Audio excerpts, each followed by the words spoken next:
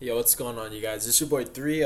Today I'm gonna show you guys dual replay. I'm gonna try and get a couple more in. It's really hard to fish for good matches on DB. There's just like always tomfoolery, people who either don't know what they're doing, or people that are playing like really boring decks to play against, or people are playing like cancer, like stun decks. And then on top of that, a lot of people just go like literally like people just be disappearing, going to pee, going to poop, doing whatever they need to do, just disappearing for 30, 40 minutes. So it's like, it can be difficult sometimes to get good matches. But this was a good match. You guys asked me, a lot of people asked me about SHADDOLLs. A lot of people asked me about like basically just commentating over my duels. This is both. This is my SHADDOLL deck, and this is also me commentating over a match. I got cooked in this match. I actually got 2-0'd, but I still wanted to show it. It's nice to show your losses, especially when there's something that you can learn from it, as opposed to only showing the peak height of your gameplay and like only showing you winning, when in reality nobody always wins. So this is my SHADDOLL Invoke deck versus a TG like McConko FTK. This deck plays like 13, 14 bricks. And I didn't get cooked that bad, but I did get cooked because I just didn't draw the out. But it's really fun. This is one of the funnest matches I've had in a while. So let's go ahead and let's move forward. So I lost RPS. I'm a paper gang all day because people always want to choose rock. So let's talk about opening hands. Opening hands, he has double-edged sword. He has TG Rocket Salamander. He has cross out. Good thing I'm not on hand traps. So he opened Ash and Oak. Kind of awkward. He starts with Bonfire, which okay, that makes sense. My opening hand is SHADDOLL Dragon, Valko, Fusion, Desires, and Foolish Burial. My hand's kind of nice. If I'm going first, it's still playable. Something funny to note, my extra deck is missing the Artemis Moon Maiden, so my Dark Doll hands cannot convert into Construct. My Alistair is not a one-card Makaba because I forgot to put it in, so I was already playing handicapped. This was still a fun duel. It's still fun to note, so that's my opening hand. It's playable going first, definitely playable going second. With or without hand traps, SHADDOLLs are able to push through a lot. If you guys have followed the channel, this channel was about SHADDOLLs for a while. I like to explore a lot of different decks so that I can get a lot of accolades under my belt. It's nice to know what everything does. This Rocket Salamander, this card's interesting. Tribute to TG Monster, special one from deck. This is a tour guy. If you control a machine, target one of your grid. Oh, this card's nice. Okay, so it's a tour guide and a reborn. So he's gonna go Bonfire. So he's gonna start with Ash. This is like full combo for his deck, to my knowledge, from what I've seen. So we're just gonna keep going. He's gonna grab Poplar. He's going to special summon Poplar. Use Poplar's effect. Poplar's gonna grab Original. Whenever someone does this, I assume they're not playing the actual Snake Eye deck. He's gonna summon Oak from hand. Trigger Poplar. Oak's gonna bring back the Ash. Then we're gonna get out our Flamberge, leaving the Ash up. He Flamberges his Ash. This is how I really know he's not playing Snake Eyes. Then he summons out Crimson Chevalier. Let me see. This card's always treated as a Noble Knight card. Discard this card, target a warrior, equip one. The Makonkos are all warriors. That makes sense. Directly from your deck. Oh, that's nice. This is like a starter in Makonko. This is giving me ideas for my Makonko deck. Well, when this card equip it to when this card not equipped and then equips destroy a battle or with an opponent's monsters into grave. Special summon this card, and if you do equip that monster your opponent controls to this card. So we're probably just using this to equip from deck. That's cool. That's cool. I wonder why he summoned it from deck though. Oh, it's a tuner. So it's like a tuner that's also not really a brick because he can use this to get access to his Makonko engine if he draws it. So it's like a good brick. It's not even really a brick. He goes into Striker. This is where I learned like the choke point of his deck is like probably hitting this card. The Snake Eyes are all bait. They're just going to get into this card ultimately.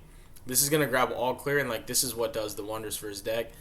He's going to go for Salamander into the Serpent. The Serpent's going to bring back the Salamander, and this is where he goes into his Rose Maiden. Rose Maiden is...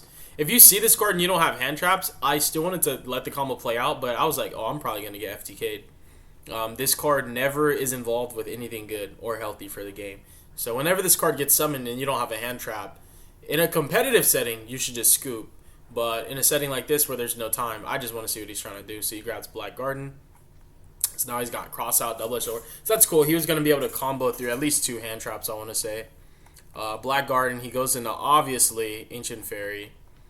Give me my 1 token. And when they put it in this zone, then I really know what's up. I'm like, oh, bro, you put it in the Geo zone? Oh, I know what you're doing now. I really thought he was going to summon Acid Golem of Destruction and give it to me, but he did something even nicer than that. So he's going to make Moon here, triggers Flamberge, get back his Salamander, and his Brediamont. I'm just going to call it Chevalier. His Chevalier and his Salamander. Salamander's second effect actually triggers the Maiden. It's going to like actually do her thing too. This is actually insane. This is innovation. I love the ingenuity of like his deck. He's really taking like, of course, a very strong meta-relevant engine, and what he's doing is he's having fun with it, which a lot of people just apparently don't know how to do. People don't play to have fun anymore. And he has crafted what appears to be an original combo that I haven't seen before. So I like to think that he crafted this himself. I don't know where I've seen this at, except for this duel.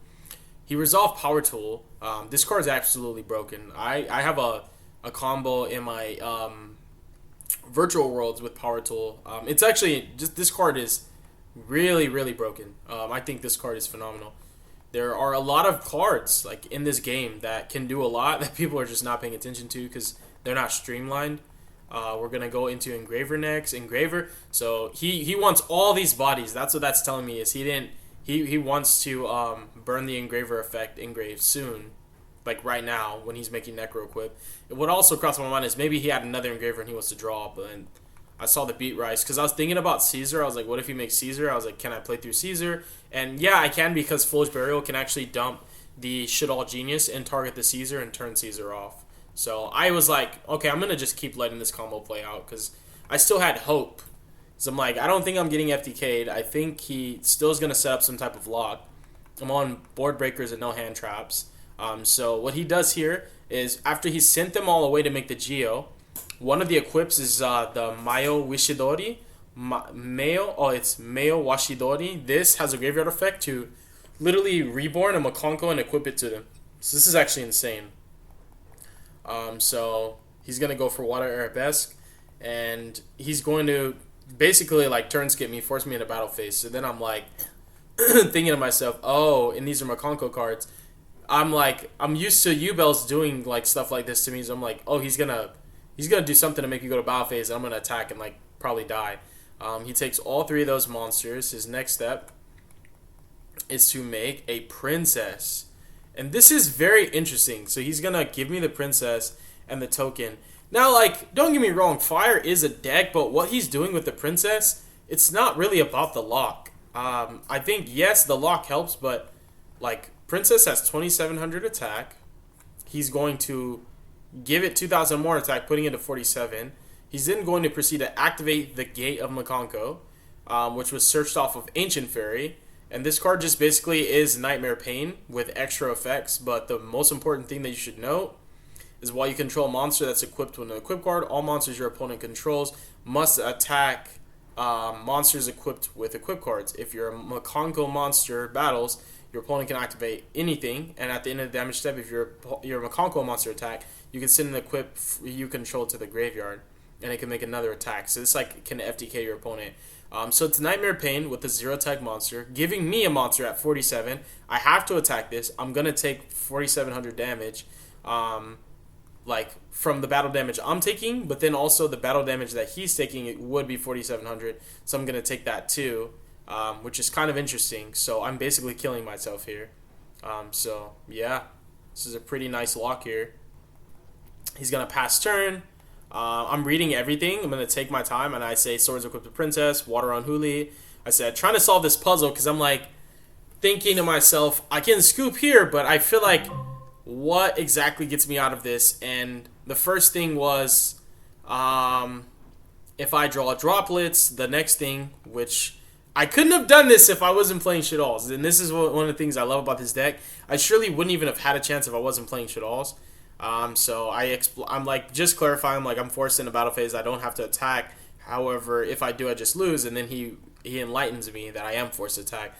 And I'm like, oh, this is like an FTK. in draw phase, and he says, "This is what's funny," and I got to get my nice little flex in. He said, "You need exactly droplet or the one runic card that makes it so that something cannot attack." Those are the only two outs that he knows of, but he don't know. I'm playing Shaddolls, and I drew El Shaddol Fusion.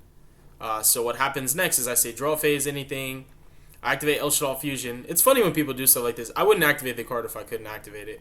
He says locked in the fire. I say I'm so aware. Do you have a response? He says no. So I send my dragon and my Grista, and then I get excited. I'm like, oh, I'm cooking. So I summoned in an attack because I'm like, oh, I'm just gonna pop the equip spell. And like, I literally out the fire lock, pop the equip spell. I'm Gucci. I'm chilling now. Like, so that's why I summoned Grista and attack. And then later on, I realized, oh, I can't target anything. Dang! I got ahead of myself. But I solved like half of the puzzle already. So I'm just gonna pop the all clear instead with the dragon, which is follow up. Here I am still forced to go to battle phase. I get too excited. I'm thinking I'm playing. I forget my main phase on one got skipped. I should have summoned Grista in defense. If I summoned Grista in defense, it would have bought me at least 2 more turns to draw into a Super Poly or Droplets. That is one of the things that I knew I could have done better in this duel. The other thing I could have done better was not get so excited. When I literally drew El Shaddol Fusion with Dragon in hand thinking, I out the lock, and I literally clear the whole lock when I'm like getting too excited. So I have to take 2450 here because of my Grista. This is a meta call. If you're playing Shaddolls right now, you have to play Grista. Super Poly is just super relevant right now. I think Super Poly in Shaddolls and Invoke, it is just a very powerful card. It plays around a lot, and it also helps to just clean boards up.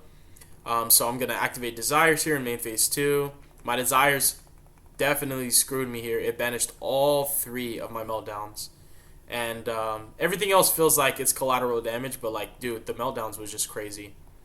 So I lost all my meltdowns. I'm like, Gucci. So then I draw a lure, and I'm like, oh, let me just deep draw one more time. This is my new list. It's just all gas. I draw Invocation and Alistair. So then I'm like thinking really, really, really hard. Because I'm like, I can banish the Falco, normally Alistair, and get a double Alistair play. But then I think I just banish the Alistair off of lure, keep the Falco on the Windy, because I want an Invocation to go into Al Capone. And get the Alistair back off the Invocation. But then I have to remind myself like 3 times in this duel that nothing can be targeted except for these 2 cards. Because I'm like, Dragon can pop this, and I'm like, oh no, it can't be targeted. Then how do I forget again? Because like I haven't played Shaddolls in a while, and I'm just getting really excited while I'm playing. So it's like, I see the line, but I don't see the cards in front of me. The effects, so I summon Al Capone here. I'm going to trigger Windy. I'm going to trigger my Falco. I'm going to trigger Al Capone. I'm going to negate the Geo. Summon the Beast because I need to deck then. Because I realize now I'm on a clock. I don't really have a way to clear this board. Everything can be targeted, and that's just such a big deal. Targeted protection is always the best protection. And so I need to dig deeper into my deck. I've drawn like 4 cards and still haven't seen anything. So I'm thinking Beast can dig 2 more plus my top deck return. Hopefully, between those draws, I can get access to a Droplets or a Super Poly, and if not, my next line of thought is to send the Shaddol trap because Rush isn't banished, and reset my Beast face down, flip him again, draw 2. I'm just basically just trying to get out of this lock. And the outs that I know that I haven't drawn them yet. So I go Invo, put it back, add back my Alistair. I haven't normal summoned for turn. You guys can already see my board's looking nice. I normal Alistair, grab my Invocation. I link off the Grista and the Alistair, I believe, into his link too, which is happening right now. And then I'm going to Grista back the L. Then I'm going to activate Invocation, banish the Alistair and his Engraver, check the follow-up, summon the Macabre, use the Alistair, pitch the Foolish that I no longer need to grab another Invo, and then what I do here is I activate Fusion. And then the next mistake that I made comes to light.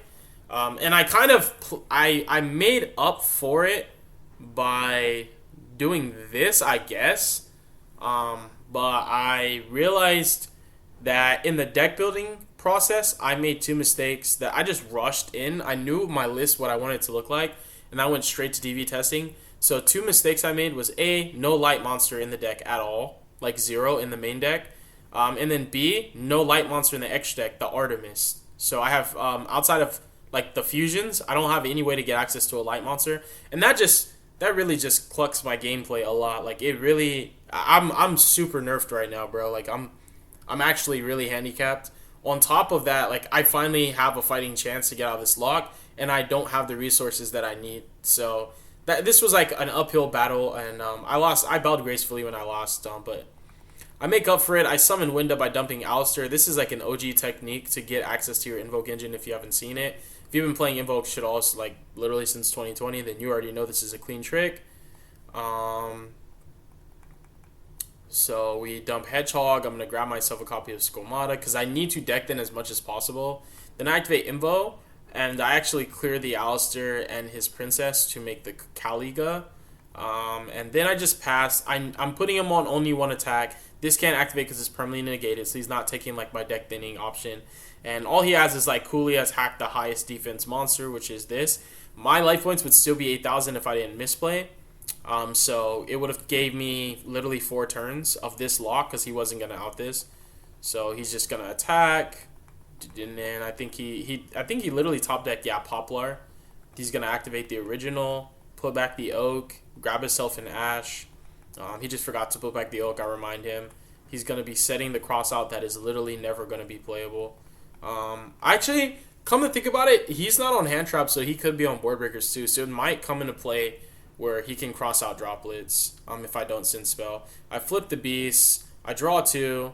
I don't see what I need for my out, but I did get the Resh, so that's one part of the equation, was to reset the beast. But then what I realized, I'm like, I just gave up. I'm like, I don't even want to try again next turn because I was a little frustrated and flustered because I was like, I already don't have the cards that I need in my main deck and my extra deck. And like, yes, I can just reset the beast and like keep trying to play. But I'm like, at this point, I just want to go to game 2 because like, I really wanted to actually get out of this duel so I can readjust my list. So I wanted to basically give it to him, but not like scoop. So I attacked into the Makonko instead of actually like resetting with Resh because I could have just Resh, put beast face down. But this is just my way of scooping. I attack into it, then I scoop. Then we go into game 2. I get to go first. My opening is kind of nice. So opening hands, I have Desires, Allure, Fusion, Invo, and Windy. He has Brick, and then Ash and Engraver. So I'm going first. Always check for Ash with pot. So let's see what the pot did to me this time. Hit 2 Alsters, 2 Squamatas. It'd be like that. It's a necessary evil, though. I need draw power in this deck because I'm just playing like all gas. I draw a Meltdown and a Windy. So funny because I only have 1 Alistair left. I grab my Alistair, and then I normal him. I'm going to grab an Invo. And then this would have been Macabre here, but again, a deck list error. So I'm forced to do a really not good play. A play that I'm not happy with, which is make Raijin right here. Summon out the Hedgehog. I'm sorry, the Skomata actually is what I meant to say. DB would be lagging out, and it's super annoying. Invo back the Alistair so that I can allure the Alistair away so I can grab some more engine. So we're going to allure here, draw 2. I draw the Erad, which is nice because the Thrust package. Then I fuse away the Skomata and the Windy into the Al Capone because that's the Eradicator target. Skomata dump Beast. Trying to draw one more time. I'm really deck thinning here because there's a part of the puzzle that's missing, and I got literally so many chances to draw and didn't see it, and I think I'm on 45 right now. So I set the Erad. I'm basically sitting with Erad and Raijin, and the first thing that comes to mind is I can flip the Erad preemptively if he has starter spells like Bonfire, TG All Clear, stuff like that. I'm like, I can just cut him off engine right now. I can also wait until he goes into Snake Eyes and like sets the original, and I'll be able to Erad while also triggering Al Capone to like grab a SHADDOLL Aerial and like banish his stuff, or grab a SHADDOLL Genius and negate one of his cards, so that I can turn the utility of Al Capone on with the Erad. So it's like a layered interaction instead of just the Eradicator. I can Eradicator and get more value out of Al Capone if I hold the Erad. But then I think, I'm going to get punished if he has a bunch of starter spells, because then my Erad loses a lot of value. So I'm like, hopefully this Book of Moon and this Erad really goes in right now. So I decide to shotgun it, and then I realized he only had 1 starter spell, and he had a bunch of bricks. His other starters were Engraver and Ash. I actually think he's just on 1 Engraver, to my knowledge. It didn't seem like he was on like the full package. And then I grab my Windy off my Al Capone. I discard her, use her effect, summon Hedgehog for follow up. I'm basically sitting on Raijin, and I really felt okay with this. Like I was like, my Raijin can't really like beat an Ash, which is kind of crazy that a Book of Moon can't beat a one card combo. Like a trade off. It's just you really lose so much value. But I'm like, I think the Engraver's not real, so I'm like, he has to do all his heavy lifting with just Ash. And I realize here that I lose, so he's gonna grab Poplar. Poplar's gonna grab the original, and then he's gonna go into Oak because he wants to get all his names out, and then he's gonna use Oak into Flamberge. I think I'm gonna hold my Raijin. Then I'm like, actually, I don't have a choice because I can let him Oak into Flamberge, and then Flamberge is gonna force out the Raijin, or I can just cut him off of Flamberge completely by booking the Oak and see what he can do with just the Ash and the original. So that's what I decide to do. We are in a kind of a simplified game state right now. At least for me, I don't have much going. Follow-up has to do heavy lifting. So I feel that Flamberge, even if it's face down, will still be follow-up if I leave it on field. So I just cut him off Flamberge completely. He's going to original into this guy, which is a really cool card. I actually like this a lot. And this is when I learned something else about his deck, that this really is full combo, the Mighty Striker. So, yep, I realize I'm cooked here, and this is going to be wrapping up the Dune really soon. He's going to all clear, pop the screw, get the Salamander, extra normal for the Salamander. I had to get off anyways, but this was a really nice duel. It was really fun. It was refreshing also to see his deck and play against it. I have really good sportsmanship. I take my L's with, like, literally, I bow gracefully. He was a good sport, too. This was a cool, fun duel. This is the same combo that you're going to see from Game 1. I concede to him. That's going to wrap it up. Thank you guys so much for watching. I will be doing this a lot more. I want to hear your feedback. Obviously, I do definitely want to showcase a lot of my decks. I don't have time to showcase literally every single deck that I have. But I do my best to try and stick with the fan favorites that get the most actual responses. So thank you guys so much for watching. God bless you guys. Have a beautiful night. Peace.